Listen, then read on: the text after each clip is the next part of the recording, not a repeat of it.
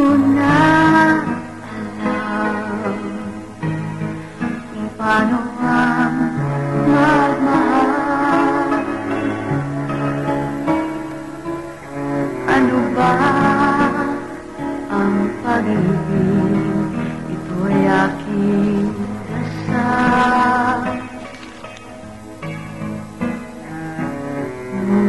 Ngunit kung di mawala sakit ng puso ko, wala nang masabi kundi paalam sa'yo.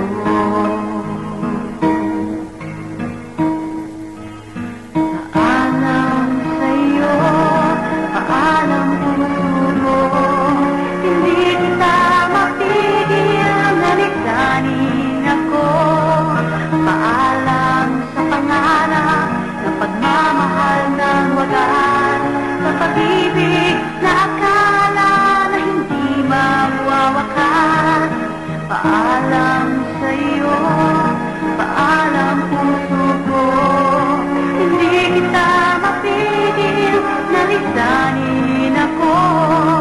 Paalam sa pangarap na pagmamahal na wagas, sa pag-ibig na akala na hindi magwawakas.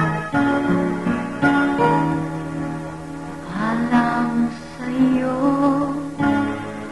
puso ko.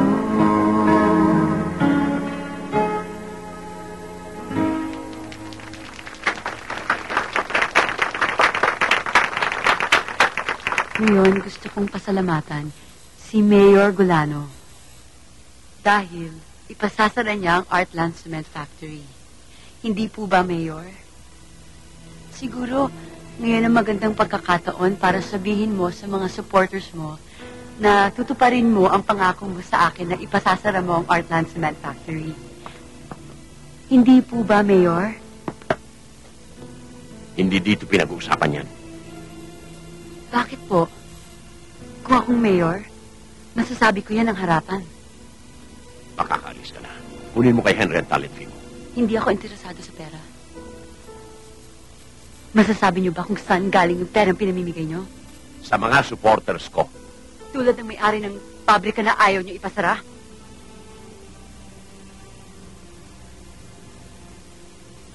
Tanya, ano itong pinagagawa mo? Naku, Mayor, pasensya na kayo. Julie, alis na tayo. Tanya, sandali lang. Halika na sa! Teka, ano ba nangyayari Tanya. sa'yo? Parang sinisiliban ako dito. Pero paano ka natungan natin? Wala akong pakialam sa pera. May prinsipyo ako. Pwes ako, walang prinsipyo! Pasensya na kayo mga kasama. Akala ko, kayo ang mabibigyan ko ng sorpresa. Tayo palang sinorpresa. Sira pala ang ulo ng Bombay Star na yan. Siguro, ginat-gat na ng talangka ang utak. Ang alam ko, hindi effective ang suhol sa pagmumotivate ng tao. May limitasyon din ang nagagawa ng pera. Kailangan bigyan natin ang taong bayan ng mas malaking dahilan para sila ang kusang tumulong sa atin. Kailangan makonvince natin sila na ako ang pinaka-qualified. Dad, kung umpisahan natin sa sulang kampanyang ito, matatanim lang sa isip nila na corrupt ako. Baguhan ka pa sa larong ito, Lee. Ang alam mong patakbuhin, kumpanya, hindi kampanya. Bakit hindi mo ipaubaya sa akin? I'm talking of 12 years of experience. Trust me. Dad, bakit hindi ikaw magtiwala sa akin? Baka naman panahon na para baguhin ang sistema rito. Baka kailangan na ng bagong strategy. Ipaglaban! Isara! Isara! Pabrika! Kalusugan! Ipaglaban! Isara! Isara! Pabrika! Kalusugan! Ipaglaban! Isara! Isara! Pabrika! Ipaglaban! Isara! Isara! Pabrika!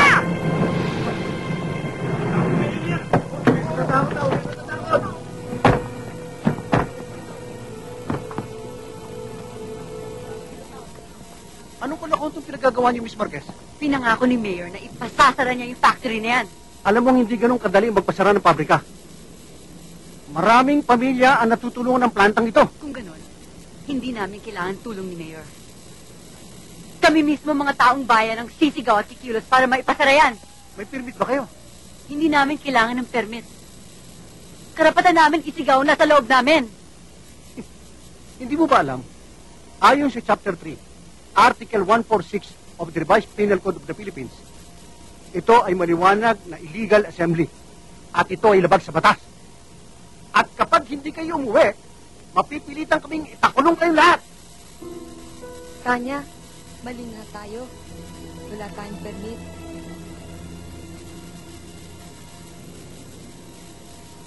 Ano? Ha?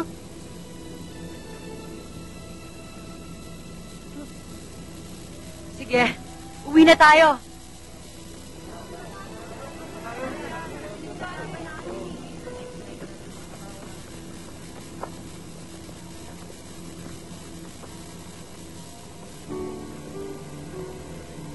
Pero tandaan mo to.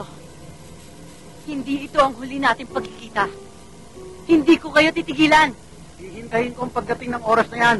Miss Sweetie pa.